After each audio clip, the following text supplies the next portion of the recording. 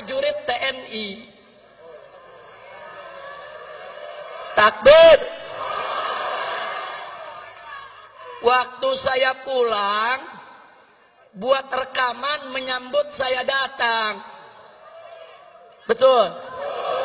Bagus gak? Ditangkep. Diborgol. Di penjara.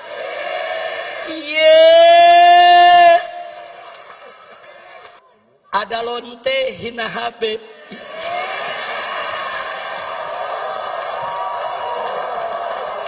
Pusing. Ampe lonte ikut-ikutan ngomong.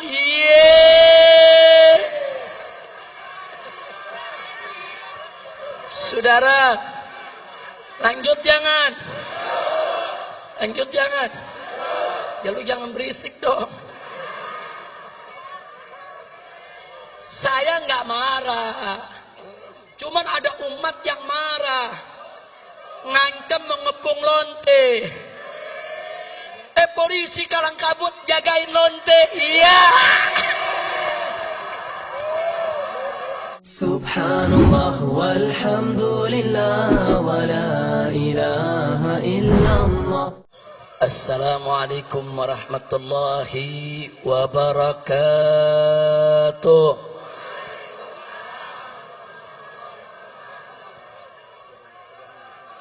Bismillah.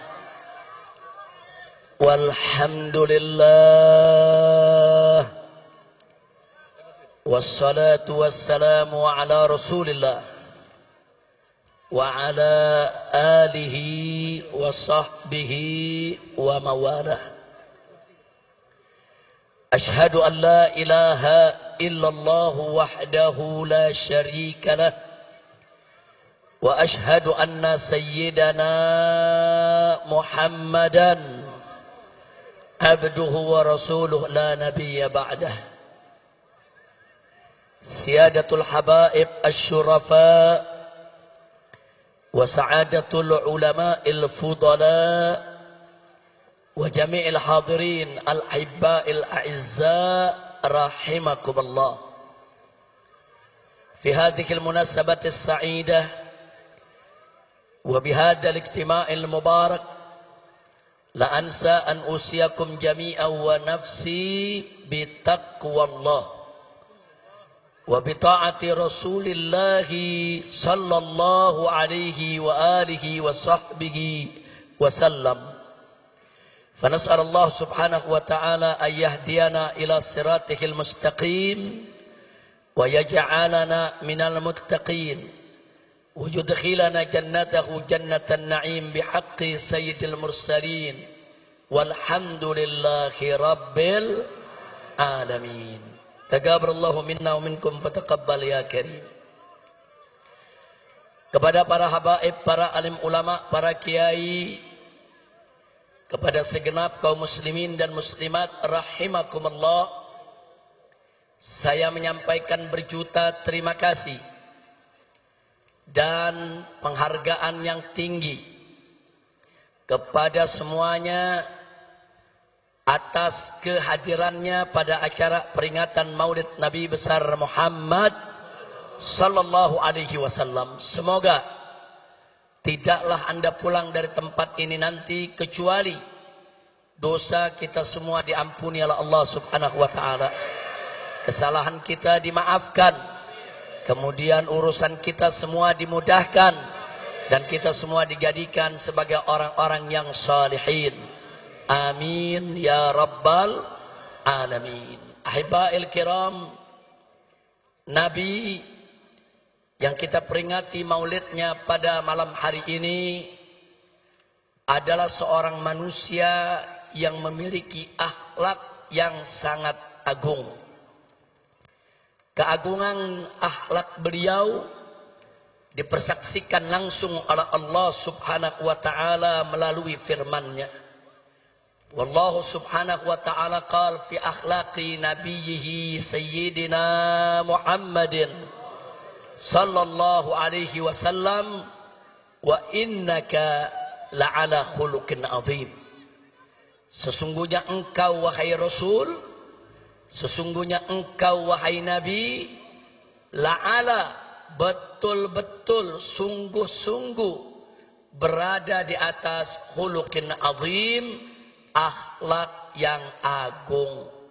Artinya Nabi alaihi salatu wassalam memiliki akhlak yang sempurna, akhlak yang sangat mulia, akhlak yang teramat agung. Itulah Nabi kita Sayyiduna Muhammad sallallahu alaihi wasallam. Untuk menggambarkan keagungan akhlak Nabi, saudara, kita tidak akan pernah mampu untuk memaparkannya secara tuntas. 1 jam ceramah tidak akan pernah cukup. 1 tahun pun kita jelaskan tidak akan pernah habis. Seumur hidup kita sekalipun tidak akan pernah ada kesudahannya untuk menggambarkan kesempurnaan keagungan akhlak Nabi Muhammad sallallahu alaihi wasallam. Kenapa? Saking sempurnanya, saking agungnya. Namun sungguh pun begitu, ada satu ungkapan yang teramat indah di dalam menggambarkan keagungan akhlak Nabi. Kalimat tersebut diucapkan oleh istri Nabi tercinta Sayyidatuna Aisyah radhiyallahu taala anha. Tatkala beliau ditanya oleh seorang tabi'in, "Ya ummal mukminin, wahai ibu orang yang beriman, kaifa kana khuluqun Nabi sallallahu alaihi wasallam?" Bagaimana sih sebetulnya akhlak Nabi? Ini pertanyaannya, saudara. Lalu apa dijawab oleh Sayyidatuna Aisyah As-Siddiqah binti Siddiq radhiyallahu taala anhuma? Beliau menjawab dengan kalimat yang singkat, padat, ringkas, jelas, menunjukkan kecerdasannya di dalam memilih kata, saudara. Di mana beliau katakan, kana khuluquhul Qur'an. Akhlak Nabi adalah Al-Quran. Itu aja jawaban Siti Aisyah. Siti Aisyah nggak bicara panjang lebar, saudara. Siti Aisyah nggak repot-repot mengungkapkan dengan aneka ragam untayan kalimat. Beliau cukup mengatakan pada saat ditanya, bagaimana sebetulnya akhlak Nabi? Beliau menjawab, akhlak Nabi adalah Al-Quran.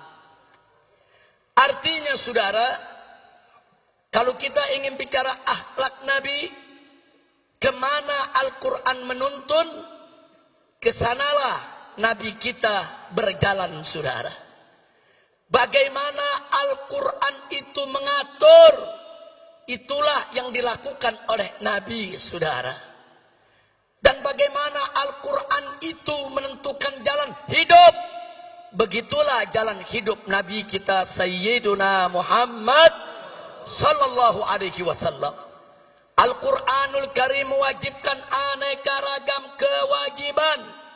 Demi Allah, tak satu pun kewajiban pernah ditinggalkan oleh Nabi alaihi salatu wassalam. Al-Quranul Karim mengharamkan aneka ragam di Muhammad sallallahu alaihi wasallam. Oleh karenanya, saudara, bicara tentang revolusi akhlak berarti bicara suatu revolusi yang mengikuti jalan hidup Nabi Muhammad sallallahu alaihi wasallam. Bicara tentang revolusi akhlak berarti bicara tentang satu revolusi yang berdiri tegak di atas Al-Quran dan sunnah Nabi kita Sayyiduna Muhammad sallallahu alaihi wa alihi wa sahbihi wasallam. Nah, kenapa pada kesempatan ini kita mengingatkan tentang revolusi akhlak, saudara? Sebab Nabi kita tidaklah diutus kecuali untuk menyempurnakan akhlak. Nabi yang bersabda dalam satu hadisnya, au kama qala Nabi sallallahu alaihi wasallam, Innama bu'ithu liutammima makarimal akhlak. Innama dalam bahasa Arab adatun min adawatil hasr, yaitu suatu kata yang biasa digunakan untuk pembatasan, saudara. Innama kalau diterjemahkan dalam bahasa Indonesia, sesungguhnya hanya. Sesungguhnya hanya. Jadi kalau Nabi mengatakan innama bu'ithu, sesungguhnya aku ini diutus hanya. Hanya untuk apa? Liutammima makarimal akhlak, untuk menyempurnakan kemuliaan-kemuliaan akhlak. Jadi saudara, ajaran Nabi alaihi salatu wassalam berdiri atas dasar akhlak. Ajaran Nabi alaihi salatu wassalam baik dalam konteks ibadat maupun muamalat, semua berdiri atas dasar akhlak. Karena itu kewajiban semua umat Islam dalam setiap aspek kehidupannya senantiasa berdiri atas dasar akhlak, saudara.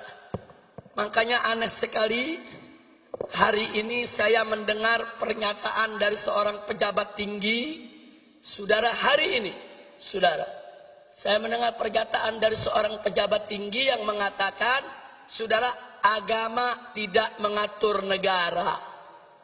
Inna lillahi wa inna ilaihi raji'un.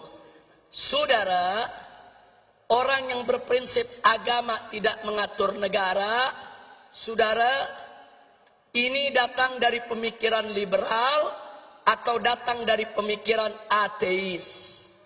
Pemikiran liberal adalah mereka-mereka yang ingin membebaskan diri mereka dari ikatan agama. Sedangkan pemikiran ateis, saudara, mereka-mereka yang ingin mengatur kehidupannya tanpa ada ikatan kepercayaan kepada Tuhan, saudara. Dan ini sangat berbahaya di negara kesatuan Republik Indonesia yang berdasarkan ketuhanan yang Maha Esa, sebagaimana tertera dalam konstitusi negara Undang-Undang Dasar 1945 pasal 29 ayat 1, bahwa negara Republik Indonesia berdasarkan ketuhanan yang Maha Esa. Jadi para founding father itu para pendiri bangsa, dari sejak awal kemerdekaan kita sudah menetapkan bahwa Indonesia berdasarkan tauhid. Indonesia berdasarkan tauhid, berdasarkan ketuhanan yang Maha Esa. Yang oleh karenanya setiap kebijakan dalam negara kesatuan Republik Indonesia tidak boleh lepas dari nilai-nilai luhur ketuhanan yang Maha Esa. Sehingga setiap kebijakan apa saja di dalam pengelolaan negara Republik Indonesia tetap harus mengacu kepada ajaran agama. Sehingga semua kebijakan di dalam pengelolaan negara Republik Indonesia harus berdiri atas dasar akhlak, saudara. Takbir. Jadi kalau ada pejabat tinggi mengatakan agama tidak boleh mengatur negara, jadi negara mau diatur pakai apa? Mau jadi negara PKI, mau jadi negara ateis, mau jadi negara setan, mau jadi negara iblis. Maka itu saya tanya semua saudara, dasar negara kita apa? Ketuhanan. Ketuhanan yang Maha Esa itu, saudara, adalah dasar tauhid. Apa kalimat tauhid kita? Semuanya la ilaha illallah. Lagi. Sekali lagi.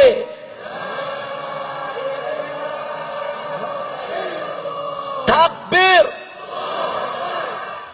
Nah, jadi kita mau ingatkan dari mulai presiden dan para menterinya sampai pejabat yang di bawah, ingat, Indonesia adalah negara tauhid.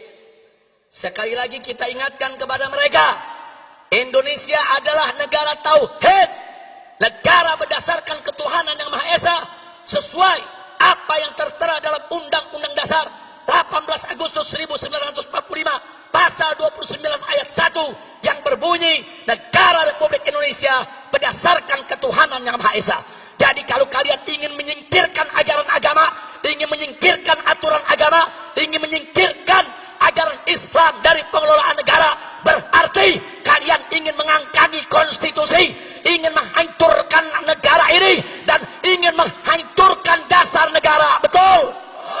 Maka itu saya mau tanya, siap jaga ketuhanan yang Maha Esa? Siap jaga negara Republik Indonesia? Takbir! Jadi saya ingatkan kepada semua ya ikhwan, saya nggak peduli siapapun orangnya saudara, mau presiden, mau menteri, mau para jenderal TNI dan Polri, hati-hati kalian. Kalau kalian ingin menyingkirkan ajaran agama dalam pengelolaan negara Republik Indonesia, berarti kalian ingin melawan agama, kalian menantang agama. Demi Allah, kami tidak akan mundur walaupun selangkah, saudara. Takbir! Takbir! Takbir! Nah baiklah, jadi saya mau garis bawahi, ucapan agama tidak boleh ngatur negara, itu ucapan nggak punya akhlak. Nggak punya akhlak, betul? Betul? Pemimpin ngebohong melulu. Punya akhlak gak? Punya akhlak gak? Nggak punya akhlak. Nggak punya. Pemimpin ingkar janji melulu. Punya akhlak gak? Punya akhlak gak? Punya akhlak gak? Habaib ulama dikriminalisasi hanya karena tidak sejalan dengan penguasa. Punya akhlak gak? Kriminalisasi ulama punya akhlak gak? Ayo jawab yang keempat, punya akhlak gak? Ulama dicaci maki, dihina-hina oleh buzzer, tapi buzzernya nggak ditangkap-tangkap. Punya akhlak gak? Punya akhlak gak? Punya akhlak gak?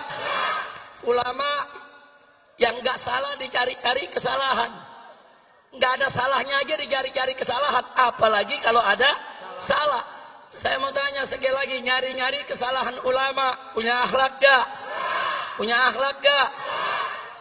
Nah, saya mau tanya lagi, biar Anda yang putusin semua saudara, supaya nanti Anda tahu apa yang dimaksud revolusi akhlak. Ada santri dari Pasuruan saudara, nyindir presiden, nyindir Kapolri, langsung ditangkap, dipenjara, diadili, dituntut 4 tahun penjara dan dipenjara 3 tahun saudara. Sambil dipakein baju tahanan, masuk televisi, polisinya saudara dengan gagah mengatakan, orang ini tidak tahu diri, tidak pantas tinggal di NKRI karena menghina presiden. Baik ya kawan, nggak apa-apa, nggak apa-apa.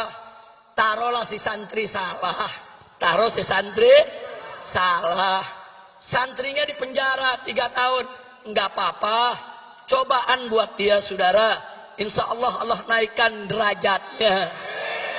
Amin ya rabbal alamin. Tapi saudara, yang uniknya saudara, ada anak cukong Cina.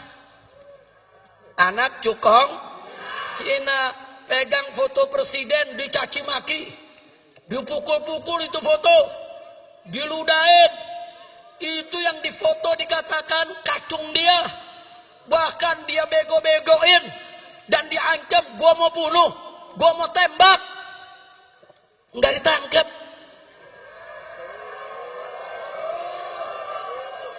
Saya tanya, punya akhlak gak? Ini negara saudara yang mimpin. Coba lihat, giliran santri penjara 3 tahun, giliran anak cukong Cina dibebasin.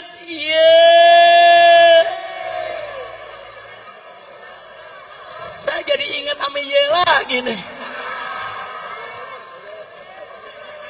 Saya tanya, kacau gak? Kacau gak?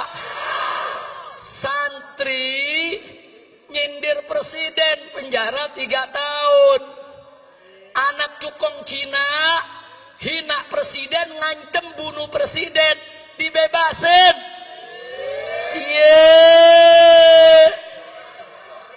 Ada akhlak gak? Ada akhlak gak? Ada akhlak gak? Nah, yang begini wajib gak direvolusi? Wajib gak direvolusi? Wajib tidak direvolusi? Takbir. Saudara, saya cuma mau tanya doang. Saya udah ajukan beberapa hal, Anda yang jawab akhlak apa enggak, begitu doang. Enggak, saya bukan lagi ceramah, cuma nanya. Nanya, yang jawab umat, betul. Jadi kalau mau ditangkap, tangkap yang jawab. Saya cuma nanya. Nanya. Lanjut. Mau ditanya lagi? Ada prajurit TNI. Takbir. Waktu saya pulang, buat rekaman menyambut saya datang. Betul? Bagus gak? Ditangkep. Diborgol. Di penjara.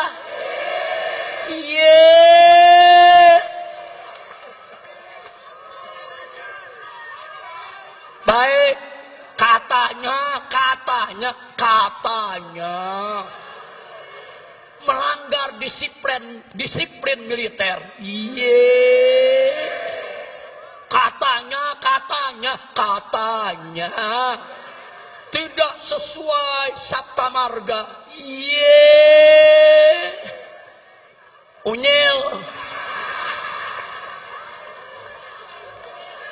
Saya kenapa di sini jadi ingat unyil lagi ya? Udah lama lupa, Beb. Udah 3 tahun setengah nggak ceramah. Ingat unyil, ingat Lanjut. Perhatikan baik-baik. Seorang prajurit TNI menyambut kepulangan seorang Habib, diborgol, ditangkap, dipenjara. Yang menarik, Cukong Cina lagi. Cukong Cina, saudara, digotong-gotong, dibopong-bopong sama prajurit-prajurit Brimob. Digotong-gotong. Ini Cina pakai nama Datuk Tahir. Jadi orang kalau dengar namanya kan nggak tahu dia Cina. Datuk Tahir dari Mayapada, saudara. Ini Cukong Cina digotong-gotong, dibombong-bombong, rame-rame oleh para prajurit Brimob. Nggak ada masalah, saudara. Lalu kenapa ada prajurit TNI sekedar mengucapkan selamat datang kok harus ditahan? Kurang ajar. Betul? Betul? Maka itu saya mau tanya, itu yang begitu-begitu ada akhlak gak? Ada akhlak gak? Prajurit TNI cinta sama Habib, bagus gak? Ditahan. Saya tanya, ada akhlak gak? Ada akhlak gak? Cukong Cina digotong-gotong sama prajurit Brimob, berakhlak tidak? Berakhlak tidak? Giliran Cukong dibopong-bopong, saudara, dianggap nggak melanggar disiplin. Tapi giliran ada prajurit TNI cinta sama ulama, langsung main pegang, main tahan, main borgol. Kurang ajar. Tidak punya akhlak. Betul? Betul? Betul? Lanjut. Lanjut. Ada lonte hina Habib.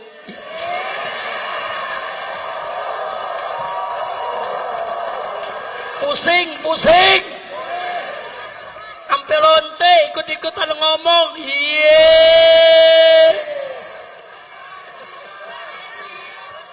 Saudara, lanjut jangan.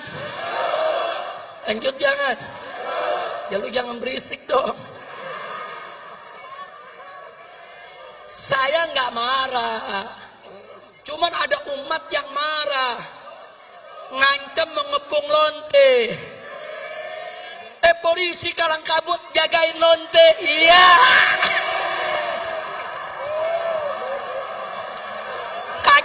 Kacau.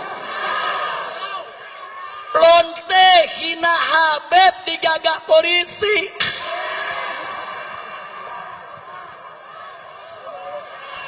Kacau tidak?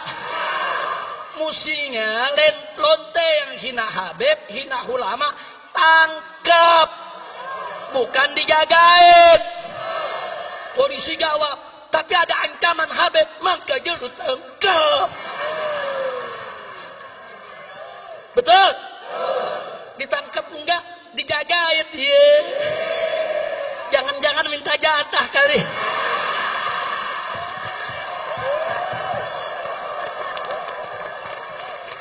Kacau. Saya ngelihat begini sakit jadi baik. Mudah-mudahan gak sakit lagi dah. Amin. Udah dah, jangan diterusin dah. Udah biarin lonte, biar rame lonte aja dah ngomongnya. Kira-kira jelas gak? Lanjut.